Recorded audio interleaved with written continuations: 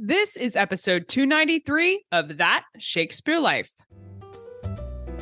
Just like the work of William Shakespeare, That Shakespeare Life is supported by listeners just like you who sign up to be our patrons. You can help support the show, contribute directly to programming, and access a library of bonus Shakespeare history content, including bonus episodes of our show, when you join us as a patron today at patreon.com/thatshakespearelife. If you'd like to try out some of the history you learn about here on our show, then you should consider Experience Shakespeare. That's the membership here at That Shakespeare Life, and we offer digital history activity kits that work like science labs for Shakespeare history. It's the best way to cook, play, and create your way through the life of William Shakespeare. Learn more at CassidyCash.com/member, and stay tuned after the episode for even more details. Hi, I'm Nina Mikhaila, historical costumier, tailor and author of The Tudor Tailor, Reconstructing 16th Century Dress. Another great method for studying the history of William Shakespeare includes listening to this. It's That Shakespeare Life with my friend Cassidy Cash.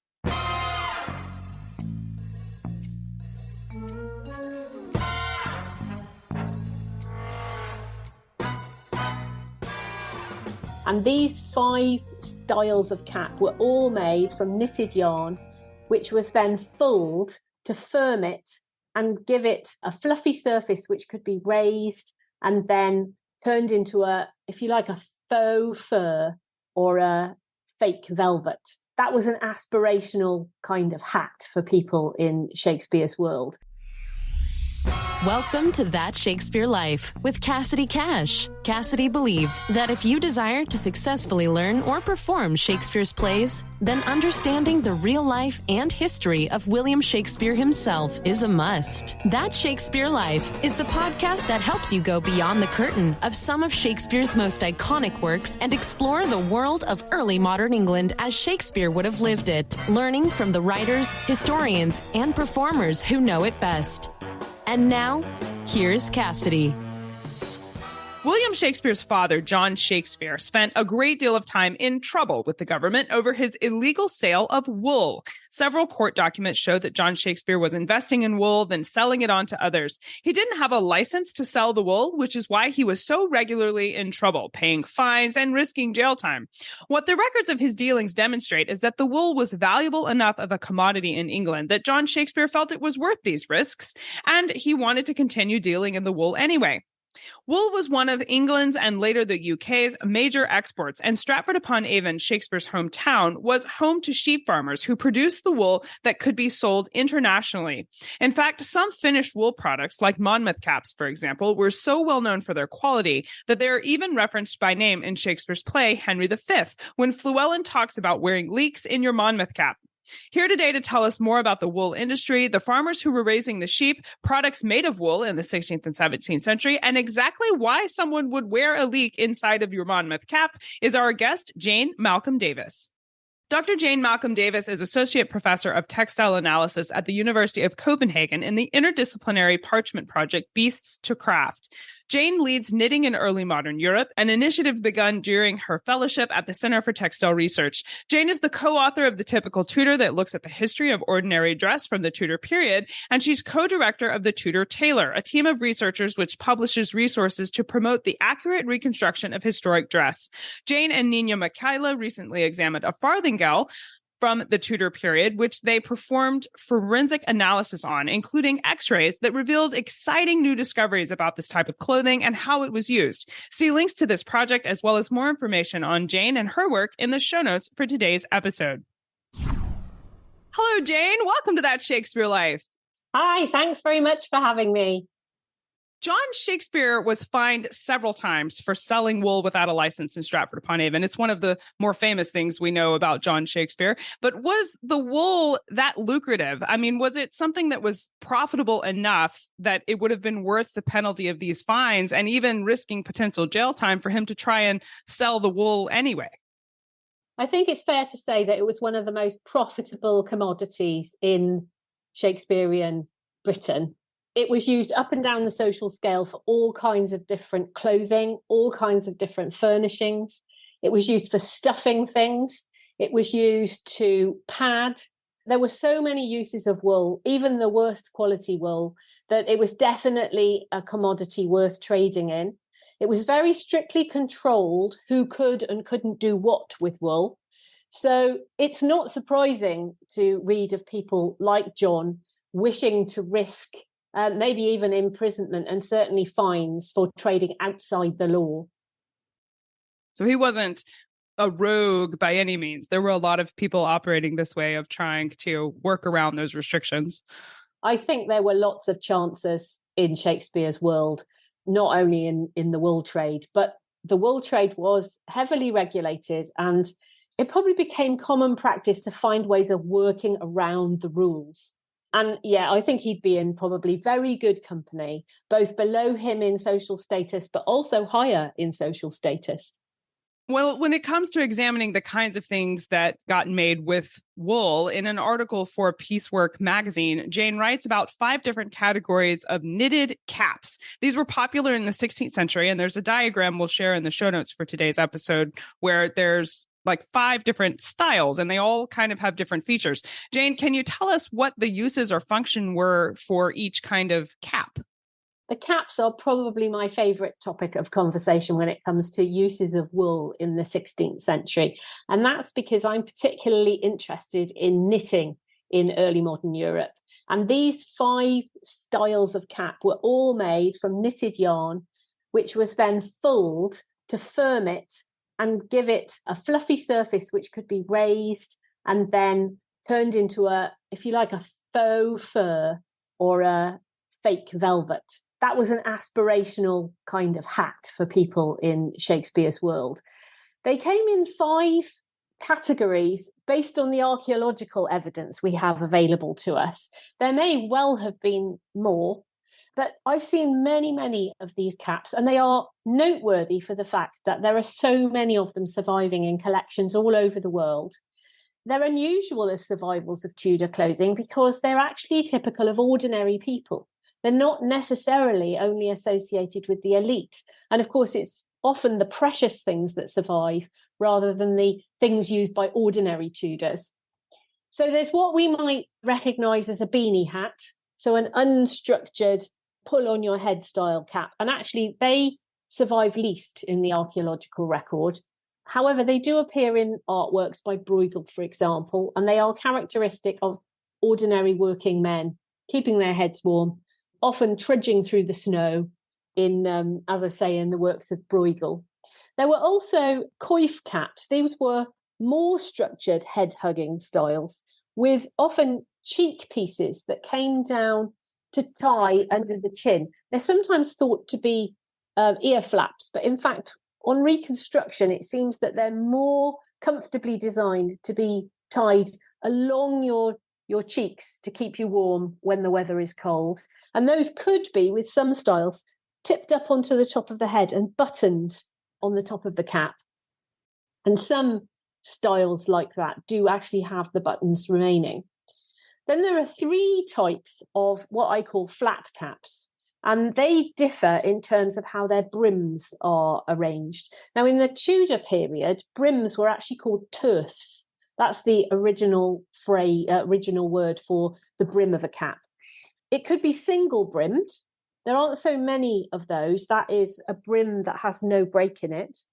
There were some which appear to have had a neck flap, which could be tipped up to keep your neck warm. And then there was what I think is probably the most recognisable style of flat cap for the 16th century, and that's a split-brimmed cap. So it has 2 brims that are rounded at the edges, and we see that characteristically worn, for example, by members of the Moore family in Holbein's paintings and drawings of them, and by many, many other Tudor people in artworks of the time. I'm going to track down some of these paintings and put them in the show notes so you can see these different designs. I know the coif type with the straps on the side have appeared in a lot of historically based films. I won't say historical documentaries necessarily, but when they're trying to recreate this time period, that one makes a lot of appearances. So you've probably seen this, and you can check out the show notes for the paintings to compare. But I know one particular cap that I like a lot from this time period is one that does actually show up in Shakespeare's plays, and that is the Monmouth cap. It was particularly popular for Shakespeare's lifetime, mentioned specifically in the play Henry V. Jane, why was this particular cap so important? And why does Shakespeare talk about it wearing leeks in your Monmouth cap? Leek is, the green onion-like vegetable. Why would we put this in our cap? So the Monmouth cap geographically is associated with the borders of Wales. Monmouth has gone back and forth between Wales and England over time. And the Monmouth cap was a name given to a particular style of cap. And I think the jury is out on precisely which style of cap the Monmouth cap was. There's a famous example in Monmouth in the museum, which is more or less a beanie style hat. However, the word Monmouth cap also is associated with tall crowned knitted caps that mimic felt hats. Either way, if it was a beanie or it was a tall crowned brimmed cap, it was the habit of Welsh people, and I say this with confidence because I am actually a Welsh person. It was the habit of Welsh people to wear leeks in their caps, partly for identification, but specifically on St. David's Day, the 1st of March. And when I was a child, we would have a St. David's Day Eisteddfod, and we all wore leeks in our hats, either real ones or made of silk. So it's not surprising that the character in Shakespeare's work who applauds the leek in a hat is Llywelyn.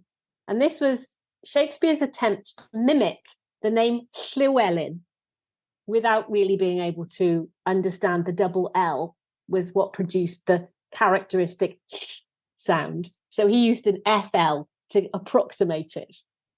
So he is recreating the character being patriotic as a Welsh would have been.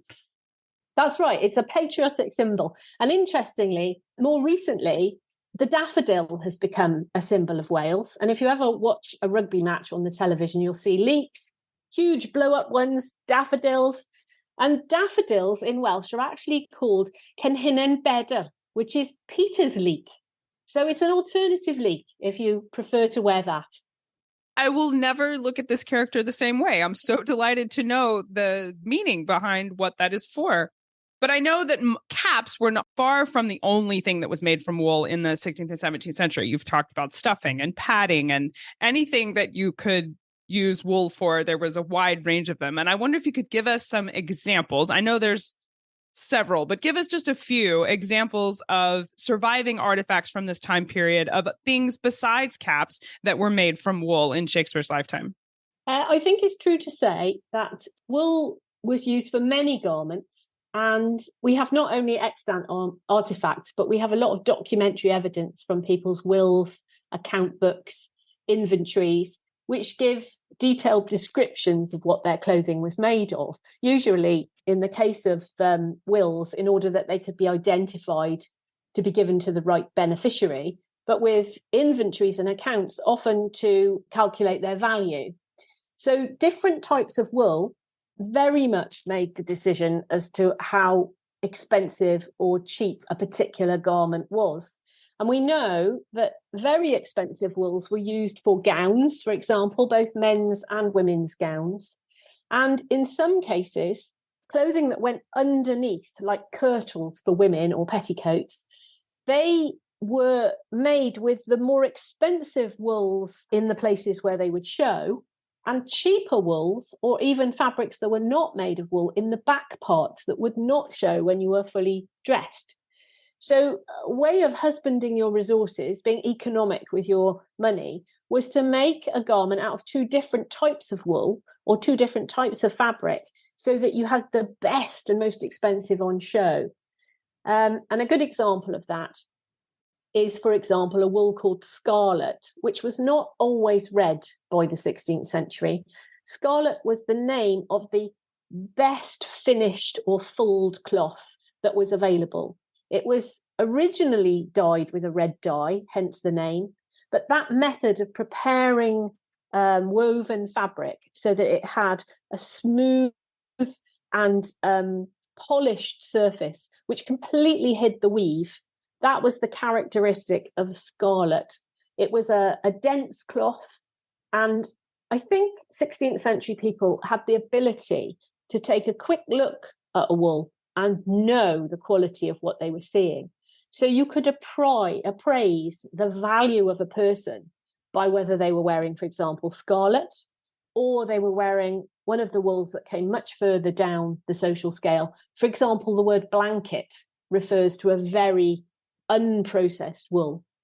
The closer the wool is to the sheep, what comes off as fleece, the cheaper and less impressive the wool. The further away it gets from the sheep in terms of its processing, the more expensive and impressive the wool. Well, speaking of the sheep that you would keep the wool close to or move it far away from in terms of value, you had to get the wool in the first place to make anything with it, which of course means the sheep were heavily involved. When it comes to wool for Shakespeare's lifetime, were there particular breeds of sheep that were valued for the kind of wool that they produced, or were there varying kinds of sheep that went into the different kinds of wool? There were varying breeds of sheep used for different purposes. And the classic division for sheep is whether they are primarily producing milk or primarily producing wool. And they're bred to enhance the production of whichever one the farmer is wishing to trade in. So the breeds of sheep we know about, which were highly valued, preeminent amongst them was the Leinster breed of sheep, which was known at the time as Leinster ore. That is the gold that came from the Leinster sheep. But we don't really have Leinster sheep anymore. The way in which livestock has been bred selectively since the 16th century, there is no such remaining sheep. Even the heritage breeds, as they're called, are a very, very far removed from the sheep of the 16th century. So it's quite hard for us to imagine what the wool from these sheep would actually have been like. The nearest equivalent, probably, to the Leinster ore today is a sheep called the Ryland, and they were from Herefordshire. So those places like Monmouth, where you have marginal land, they are the best places for raising sheep that produce fine wool. But of course, what everybody really wanted in the 16th century was merino sheep. And they didn't exist in the United Kingdom. In fact, the Basque lands in Spain, where they originated from, very, very heavily protected not only the export of the wool, but also the sheep. So it was a long time before merino sheep could come in and start to improve the breeds that were native or well established in other parts of Europe. And the characteristic of the merino sheep's fibre was that it was very, very, very fine. So it was much more profitable to start interbreeding the existing sheep with the merino sheep once that was possible. Did different areas in the UK specialize in different breeds? I mean, you mentioned that the area there around Monmouth would have been ideal for raising sheep that produced a fine wool. Were there other areas of the UK that were also known for a kind of sheep? The Cotswold sheep are mentioned in legislation which defines what can be charged for knitted caps. The Leinster produces the best knitted caps, so they have the highest prices, and the Cotswold is the next best. And this legislation suggests that the caps should actually be marked in order that consumers can tell the difference. Am I buying a Leinster cap or am I buying a Cotswold cap? There were also, of course, Welsh mountain breeds, such as the ones we have today, the Black Welsh Mountain, which, again, I can't stress enough how different they are from the original, but they are a breed where the name remains. And of course, Shetland sheep were prolific. And again, they are seen as a breed that is very close, or as close as we can get to the type of sheep that were available in 16th century Britain. And what about in Scotland? Would there have been areas of, I know Shetland sheep would have been in the northern part, but what about the more mainland areas? Were there sheep there as well? There were sheep, but they don't lend their names in the same way to the sheep of note, if you like. There definitely were areas that specialised in sheep rearing, but they're not as famous as the Shetland, the Leinster, the Cotswold, and the black and so on. Welsh. Yeah. Okay. Well, to go from wool sheared from a sheep to something that can be knitted into a sweater is, as you referred to, quite a process, and you can change this process depending on what your purpose is for processing the wool. But I wonder if you could tell us more about the basics of things like wool combing and carding, and what does it actually take to turn the wool of a sheep into a usable yarn that you can then create something from? So I could talk for a very long time about this because the variables of each stage are really quite interesting, but I'll give you a brief overview, and then you can ask me for more detail if there's something that particularly piques your interest. So after you've shorn your sheep, that fleece needs to be washed or scoured, as they would have said at the time. And that largely requires picking out any obvious signs of dirt, twigs, leaves, other debris that may have collected in the sheep's fleece. And from washing so that it can be handled, the fleece needs to be either carded or combed. And carding uses a type of brush that fluffs up the wool rather than sleeks it down. If you want wool that's sleek, you use combs to push the fibres into parallel form. And combed yarn, combed fleece, is what you use to spin worsted yarn. And worsted yarn is usually shiny, tight. It has no fluffy bits coming off it. Whereas combed yarn can be spun, but remains woolly and fluffy. Those two types of spun yarn are what determine the characteristics of the woven cloth from which you make, as I mentioned, scarlet, or you make blanket. So frieze, for example, is a woolen fabric which is very thick, very fluffy, very close to the sheep, often undyed. It traps a lot of air, it's very insulating. And that is characteristically made from carded fleece, which has been woolen spun in order to create a fluffy fabric. Whereas a worsted yarn, which has been spun usually tight and usually very silky, that is what's used to make things like fabrics for kirtles, which need to have drape and a silky feel. And the sort of worsteds that became more and more desirable in the 16th century were known as the new draperies, and characteristically started to be manufactured in East Anglia, where knowledge of this technology came with the Huguenots from parts of Europe where they were fleeing religious persecution. So those are the two, I would say, most important distinctions. But of course, you can weave a cloth from a warp that's sleek and strong and a weft that's fluffy. And that gives you a different kind of fabric from one which has been worsted in the warp and the weft. That has a great deal more silkiness to it. So this partnering of different types of spun yarn gave an incredible variety of different textures and surfaces. And then once you start adding into the mix the fact that you can use linen, you can use, in some fabrics like fustian, you could use cotton in the weft, and even silk could be woven with wool, either to give it luster or to make it light. This is why it's very hard for us today to really appreciate the enormous number of fabrics that were available from your basic stuff, which was wool.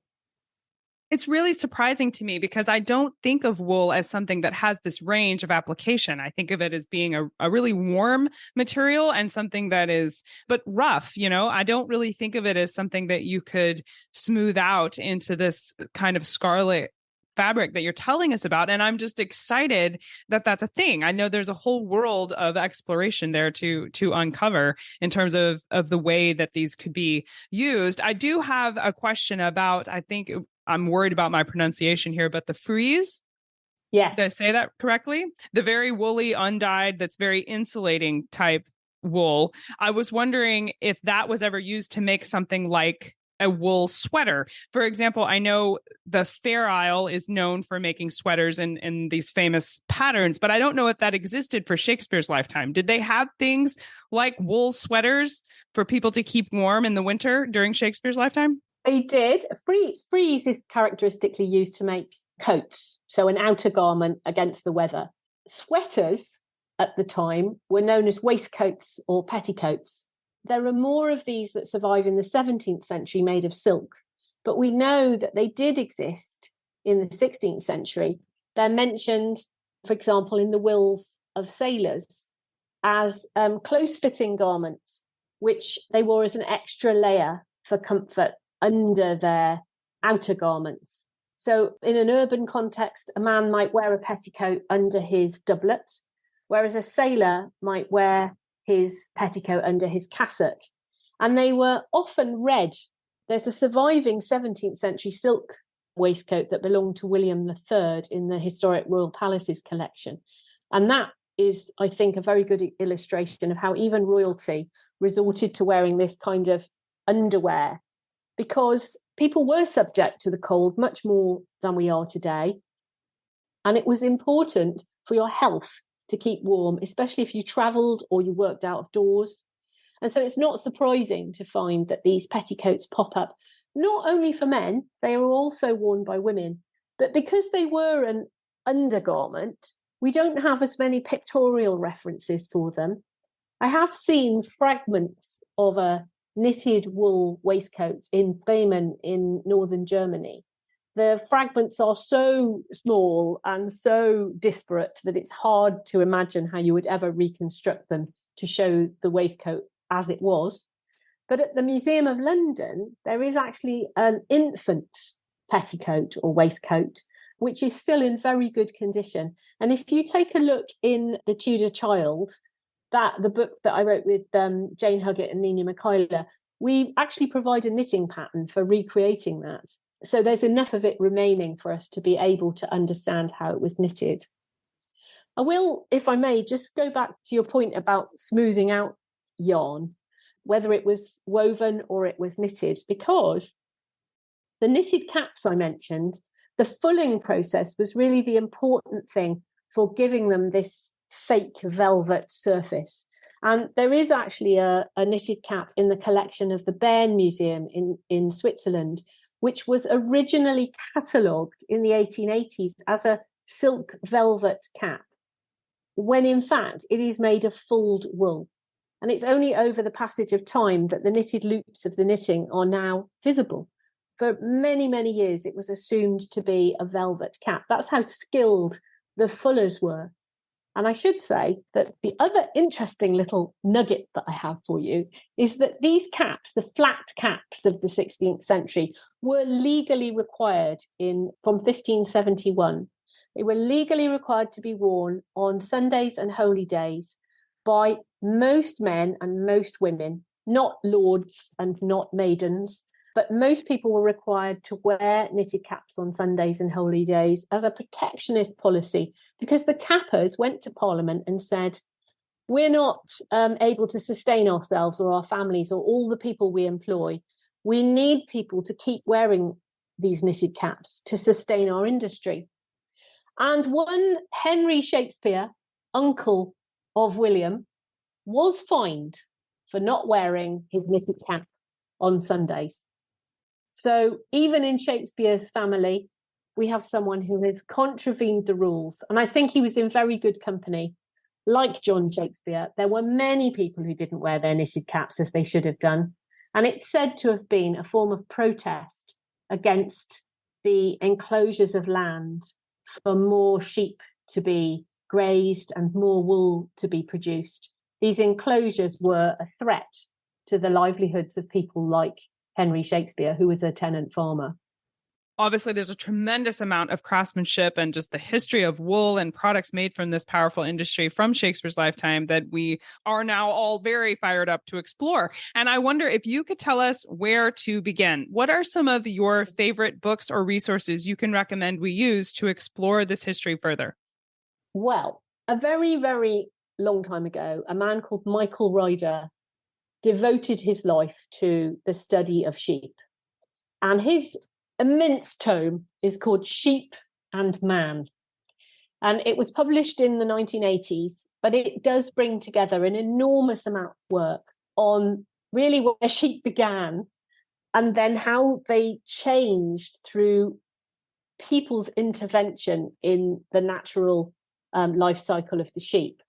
One of the critical things that occurred was the transformation from hairy sheep to woolly sheep.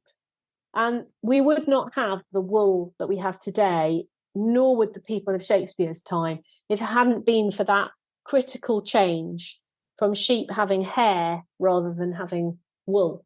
And you see that in medieval illustrations. Some of the sheep are shown as having hair and some are shown as having wool. And once you've seen it, you sort of can't unsee it.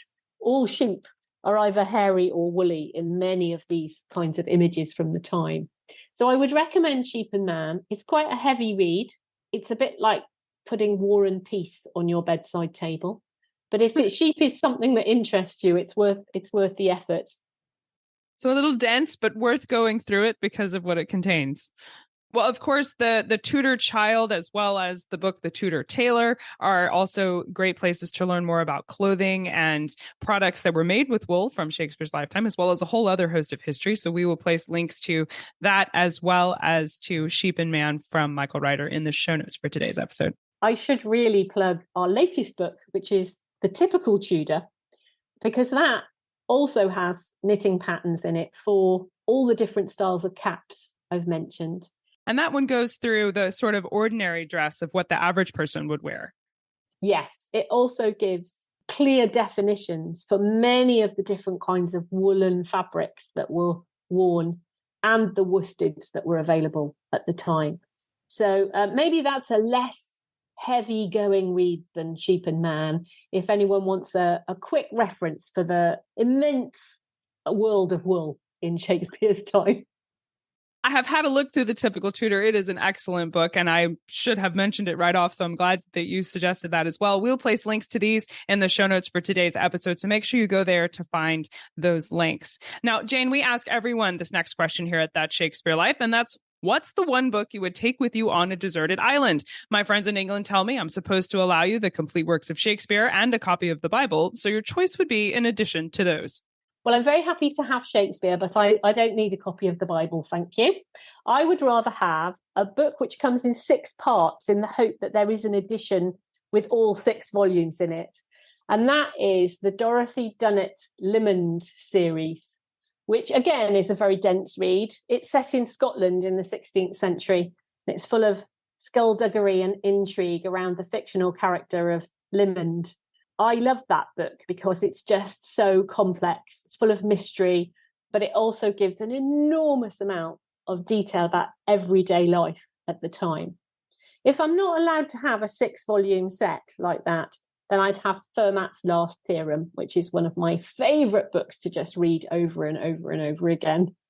I think you could definitely have the 6 volumes as well as Fermat's Last Theorem if you would like. But those are both exciting choices for your desert island selection. So I think you'd be spending your time in an entertaining way. Absolutely.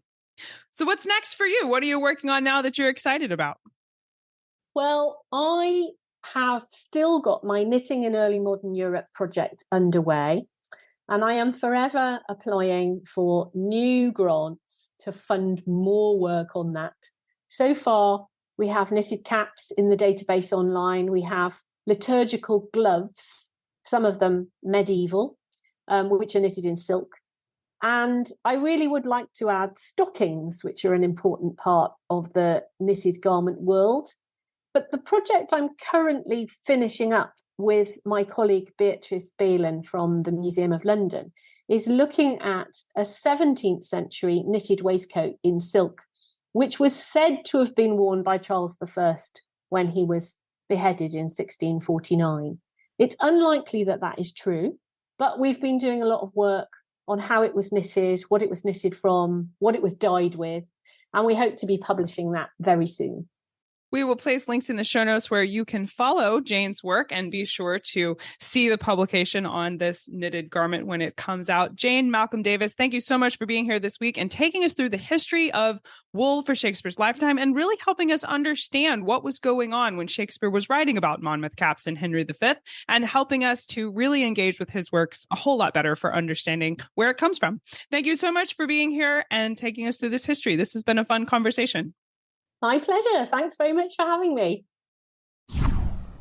If you would like to see some of the artifacts that Jane talks about today, including some of the paintings that demonstrate the differences between hairy sheep and woolly sheep, as well as the differences between some of the coifed caps and flat caps and the various brims that we talked about in today's episode, then you will want to check out the show notes for today's show.